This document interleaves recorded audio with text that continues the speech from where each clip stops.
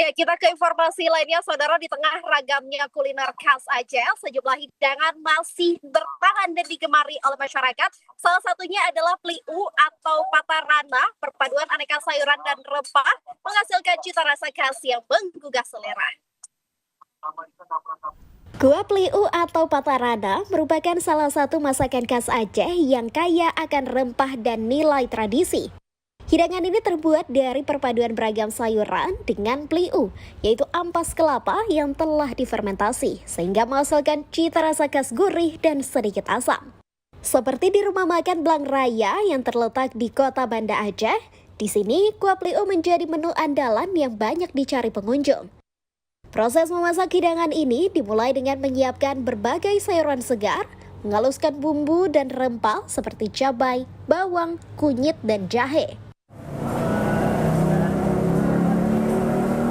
Nah, Saudara, ini adalah proses pembuatan kuah pli, dan saat ini saya sedang mencincang bahan-bahannya. Ini kalau bisa dilihat ada 10 lebih bahan yang digunakan untuk memasak kuah pli ini. Kemudian di sini juga ada rempah-rempahnya yang sudah tercampur, dan juga di sini ada sayurannya. Dan yang jadi bahan baku utamanya adalah pliu untuk menghasilkan cita rasa rempah-rempah yang memang sangat otentik khas Aceh begitu. Dan kita akan pantau terus bagaimana proses pembuatannya untuk menghasilkan cita rasa yang sangat berempah. Bumbu yang sudah dihaluskan kemudian ditumis hingga harum, lalu ditambahkan santan dan pliu, kemudian diaduk hingga merata. Setelah semuanya tercampur, baru ditambahkan beragam sayuran seperti kacang panjang, daun melinjo, nangka muda, terong hingga daun singkong, lalu dimasak sampai menghasilkan kuah yang kaya rempah dan beraroma khas. Menu kuah pli ini saat ini menjadi menu andalan, menu favorit yang menjadi pilihan pengunjung ke rumah makan Blang Raya ini. Dalam sehari kita memasak kurang lebih 500 porsi kuah pli ini, kurang lebih 2 kuali besar. Bagi masyarakat Aceh, kuah pliu tak hanya sekedar hidangan, namun menjadi bagian dari tradisi yang sering dihadirkan dalam berbagai acara keluarga dan kenduri.